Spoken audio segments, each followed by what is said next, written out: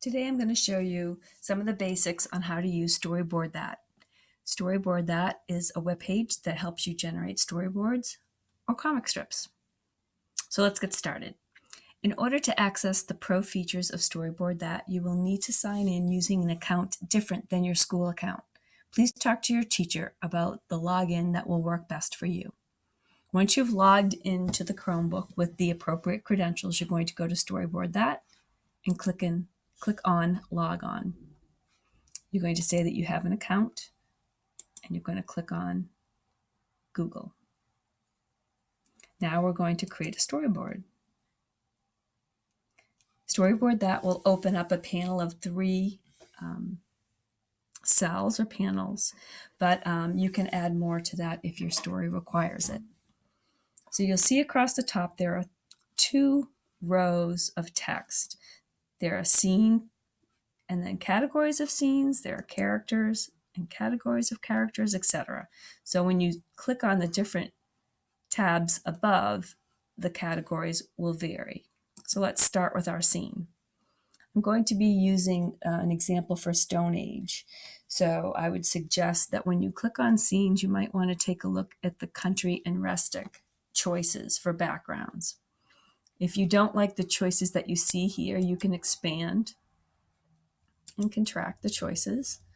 If you find one you like, click and drag it into a cell and it will expand to the appropriate size.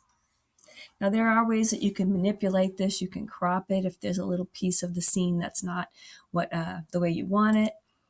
You can stretch and fill the picture. You can rotate and flip the picture, etc. And you can play around with some of these other drop downs, but the important one that I want to show you is Edit Scene.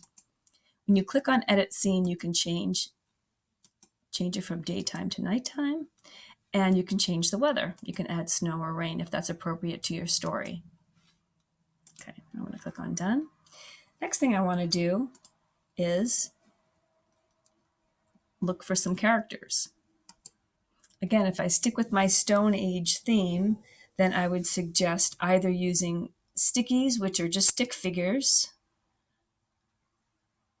You could consider using silhouettes, which are just which don't have a lot of details, so it may not look like it's too modern. But the one that I might suggest for you is mythology.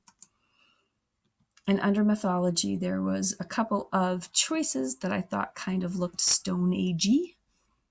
I think I'll choose this guy right here and bring him onto the stage. You'll notice when you click and drag anything, it's automatically selected. So you've got all these options that are appropriate for this character. Again, you can choose any of these drop downs and see what your options are. You can crop your character if you want to. You can flip him. But what's really cool here is that you can click on Edit Pose. You can manually change the position or the expression of your character, right arm, left arm, their feet.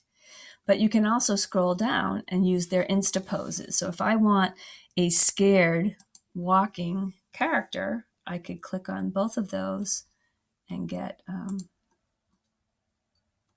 the combination there.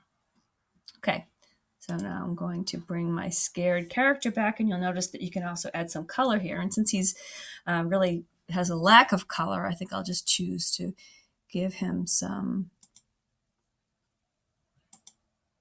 more color. Okay, so there's my farmer.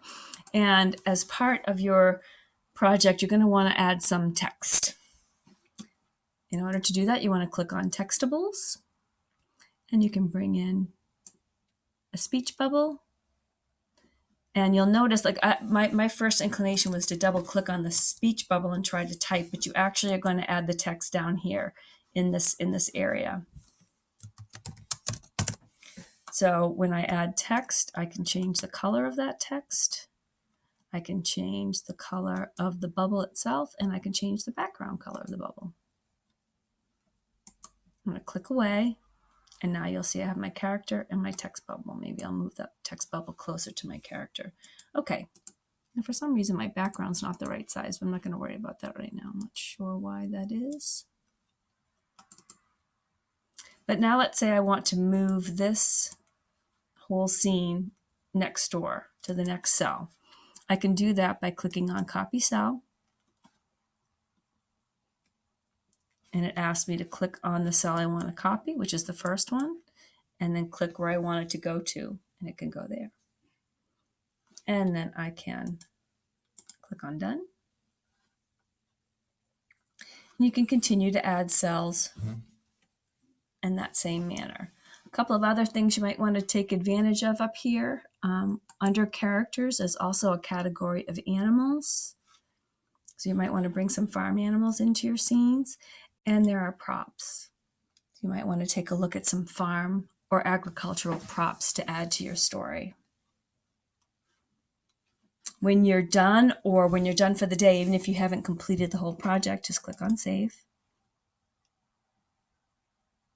And it should prompt you, I think, to add a title. Let's see.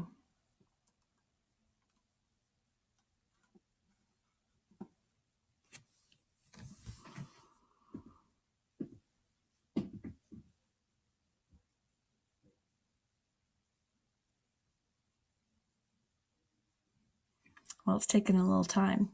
But anyway, just be sure to save your project, because if you exit out without saving, all of your work will be gone. So it's not a bad idea to save on occasion.